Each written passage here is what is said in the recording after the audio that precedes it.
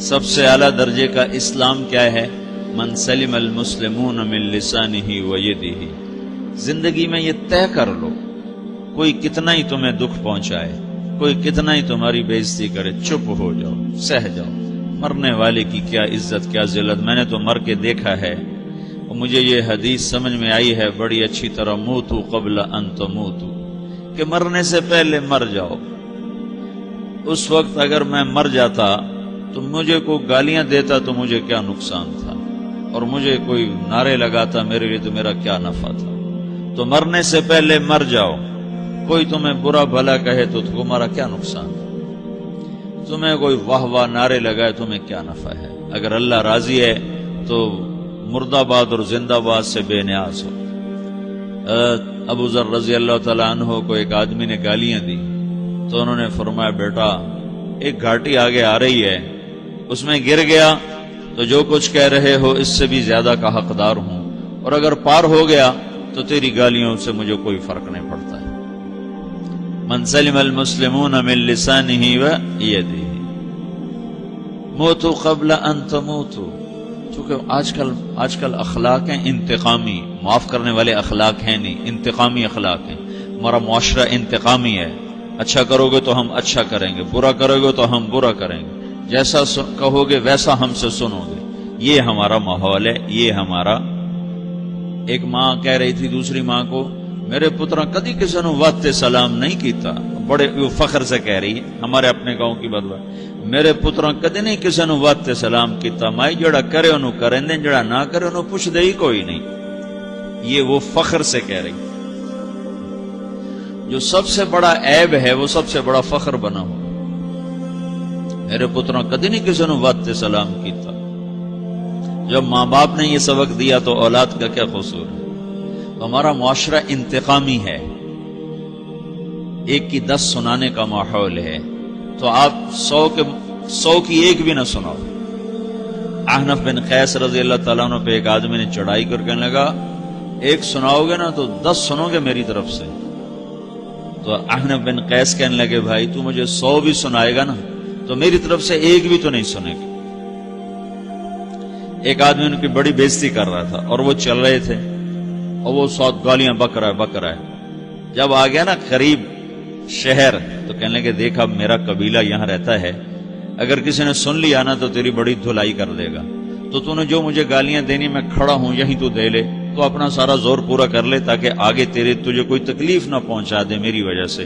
تو وہ پاؤں پہ گر کے معافی مانگنے لگا کہ واقعی تو بڑے حلم والا ہے۔ وہ مشہور تھے اپنے حلم میں، بردباری، اور لوگ ان کا امتحان لینے آیا کرتے تھے کہ بھئی کوئی ہے جو احنف کو غصہ دلا دے، تو لوگ ناکام ہو جاتے تھے، ان کو غصہ نہیں آتا۔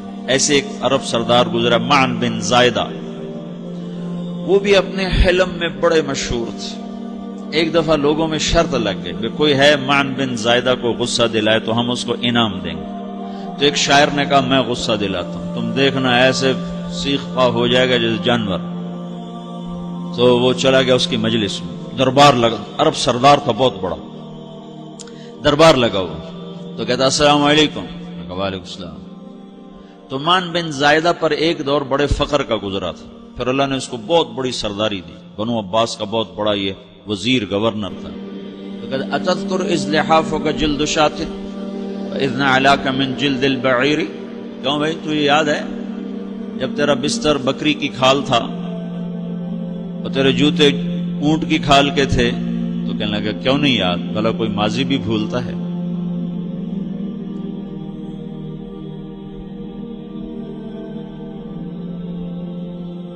تو وہ کہنے لگا، پہلا وار تو خطا گا، کہ فسبحان الذی اعطاک ملکا وعلمک الجلوس علی السریر، تو پھر ساری تعریفیں تو اللہ کی ہیں جس نے تیرے جیسے کو تخت پہ بٹھا دیا۔ کہاں بھئی ساری تعریفیں اللہ کی ہیں، میری تو کوئی اوقات نہیں۔ تو کہنے لگا، سأرحل عن دیار انت فیہا وان جار الزمان علی الفقیر، جہاں تیرے جیسا حکمران ہو وہاں مجھے رہنا گوارا ہی نہیں ہے، میں یہاں سے چھوڑ کے نکل جاؤں گا چاہے کتنی تکلیف اٹھاؤں۔ بڑے دربار میں یہ ایک گورنر اور وزیر سے بات ہو رہی ہے، تو وہ کہتا ہے اچھا بھائی اگر تو ہمارے پاس رہے گا تو ہم تیرا اکرام کریں گے، اور اگر تو جانا چاہتا ہے تو پھر رافقت کا سلام،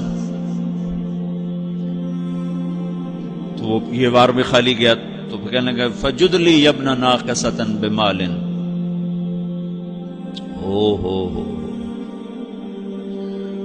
او گندی ماں کے بیٹے مجھے کچھ عطا بھی کر، میں بغیر پیسے کے سفر کیسے کروں گا؟ عرب کو کسی کو بھی ماں کی گالی دے دینا پھر عرب سردار ہو. فجد لی ابن ناقصۃ بمال،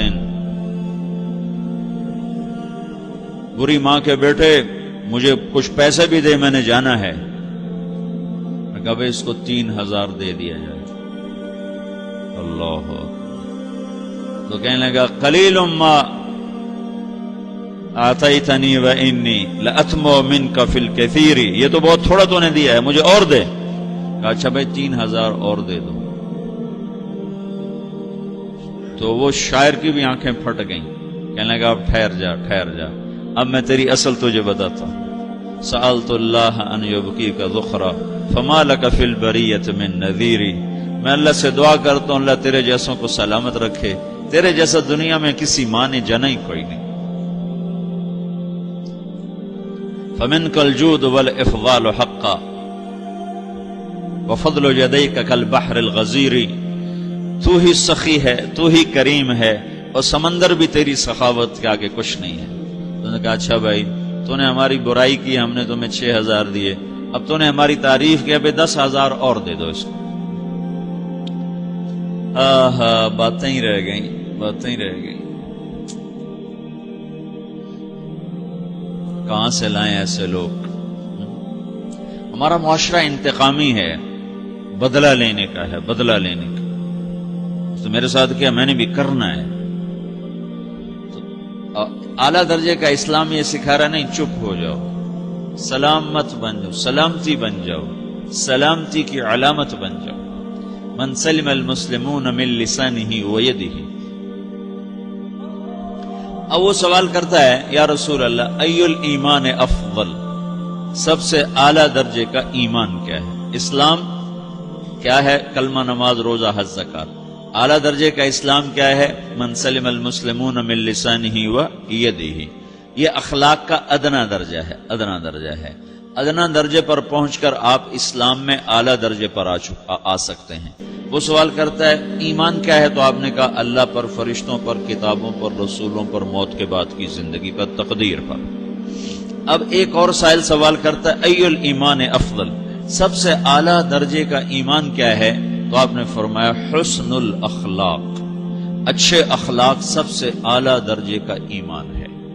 جو آدمی اسلام میں، جو آدمی اخلاق میں، جو مرد عورت اخلاق میں ادنا درجے پر ہوتا ہے وہ اسلام میں اعلیٰ درجے پر پہنچتا ہے. اب اگر وہ اخلاق میں اعلیٰ درجے پر آ جائے تو اب یہ کہاں پہنچے گا؟ اب یہ کہاں پہنچے گا؟ میرا نبی کہہ رہا ہے سب سے اعلیٰ درجے کا ایمان ہے حسن اخلاق، حسن اخلاق. ابو ہریرہ نے پوچھا یا رسول اللہ وما حسن الاخلاق، یہ بھی ایک اور حدیث ہے. یا رسول اللہ حسن اخلاق کیا چیز ہے؟ تو آپ نے 3 چیزیں فرمائی، تصل من قطعک وتعطی من حرمک وتعفو عمن ظلمک. جو تم سے توڑے نہ تم اس سے جوڑو. نہیں کرتا سلام نہ کریں، کوئی ہم چھوٹے باپ کے ہیں؟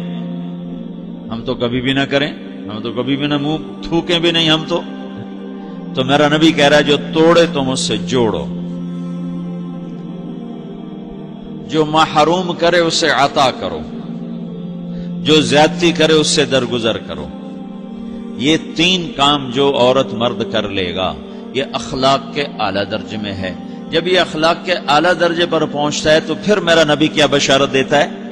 ادنا درجے پر پہنچ کر تو اعلیٰ مسلمان کی بشارت ہے، اور اخلاق میں اعلیٰ درجے پر پہنچ کر میرا نبی کہتا ہے کاد الحلیم ان یکون نبیا، اعلیٰ اخلاق والا بس نبی بنتے بنتے رہ جاتا ہے. اعلیٰ اخلاق والا ایسے ہے جیسے کہ نبی، قریب ہے کہ وہ نبی بن جائے.